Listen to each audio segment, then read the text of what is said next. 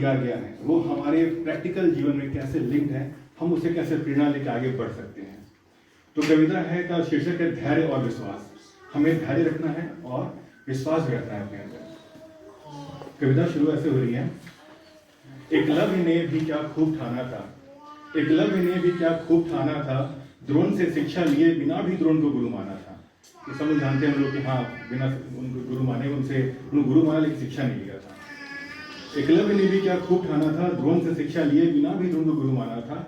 अगर मांगा न होता मुठा दक्षिणा में, अगर मांगा न होता मुठा दक्षिणा में, तो सर्वश्रेष्ठ धनुर्धर में उसका ही नाम आना था। ये सिंपल सी बात है, लेकिन अब कविता का जो नेक्स्ट स्टेप है वो बहुत ही एक अलग चीज को खोलेगा। बात ये सोचने की नहीं कि द्रोण गलत है, बात ये सोचने की नहीं कि द्रोण गलत थे, बात ये सोचने की है कि द्रोण कहाँ और क्यों गलत है।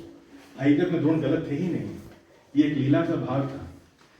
कविता अगला लाइन है, याद रखो जब होता है कोई प्रयोजन बड़ा, प्रभु करते हैं लीला जरा। याद रखो जब होता है कोई प्रयोजन बड़ा, प्रभु करते हैं लीला जरा। इसलिए जब द्रोणाचार्य ने एकलव्य का मुठा मांगा था तो अर्जुन सबसे धनुर्धर बने। एक घमंड उनके अंदर ये आया, कर्ण को हुआ कि मुझे अर्जुन को मारना है। एक युद्ध का पूरा एक समझिए कि एक रचना किया गया।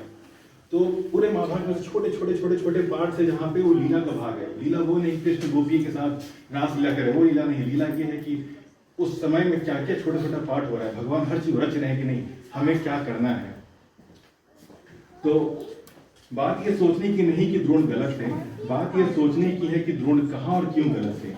याद रखो जब होता है कोई प्रयोजन बड़ा, प्रभु करते हैं लीला जरा।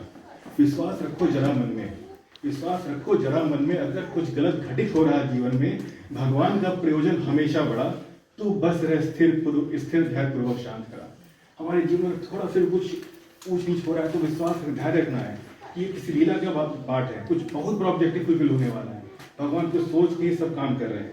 तो हमें छोटे से भी जिसको बोलते हैं ना कि थोड़ा सा डाउनफॉल हुआ तो परेशान नहीं होना है, धैर्य रखना है, विश्वास रखना है। तो विश्वास रखो जरा मन में, अगर कुछ गलत घटित हो रहा है जीवन में, भगवान का प्रयोजन हमेशा बड़ा, तू बस रह स्थिर धैर्य पूर्वक शांत खड़ा। एकलव्य ने भी जब स्वर्ग से महाभारत का रण सुना होगा, एकलव्य ने भी जब स्वर्ग से महाभारत का रण सुना होगा, क्योंकि एकलव्य को कृष्ण नहीं मारा था और महाभारत का हर किरदार कृष्ण के हाथ जो मरा वो स्वर्ग गया। इसलिए मैंने लिखा स्वर्ग से जब महाभारत का रण सुना होगा, कृष्ण की धर्म स्थापना पर उसको भी गर्व हुआ होगा, क्योंकि महाभारत की लड़ाई में उन्होंने धर्म स्थापना किया था।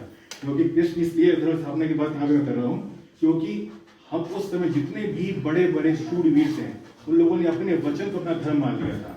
हर शूरवीर बोलता था कि ये वचन है, उसको धर्म मान चुका था। तो कृष्ण महान बोले कि नहीं, ये सब तुम लोग जो कर रहे हो ये सब गलत है, तुम्हारा अनुसरण बाकी जनता करेगी, इसलिए इन सब चीजों को खत्म किया जाए। तो कृष्ण ने धर्म की स्थापना की, सारे जो गलत चीज हो सब खत्म किया। इसलिए एकलव्य ने भी जब स्वर्ग से महाभारत का रण सुना होगा, कृष्ण की धर्म स्थापना पर उसको भी गर्व हुआ होगा। इसलिए मनुष्य तू भी रह मजबूत और समर्पित, इसलिए मनुष्य तू भी रह मजबूत और समर्पित, भगवान का प्रयोजन हमेशा बड़ा, करता जो अपने कर्म को उन पर अर्पित।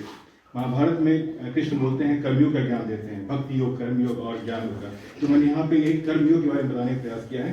भगवान का प्रयोजन हमेशा बड़ा, करता जो अपने कर्म को उन पर अर्पित।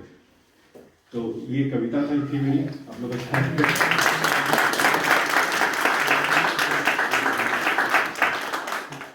Thank you.